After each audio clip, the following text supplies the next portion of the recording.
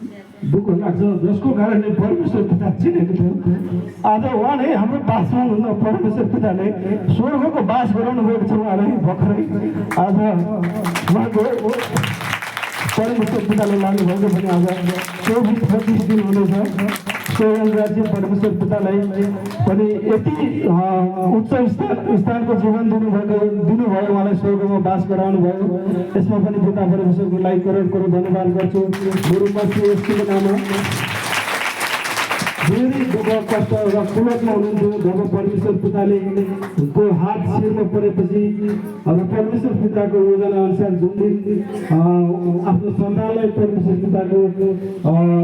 लाने दिन यति रक्षा सुरक्षा भलाचङ्ग बनाएर लानु हुँदो रहेछ मैले प्र्याक्टिकल गरेँ मेरो मम्मी हजुर बिरामी हुनुहुन्थ्यो हस्पिटल लाँदै 1 हप्ता 10 दिन राख्दै घर ल्याउँदै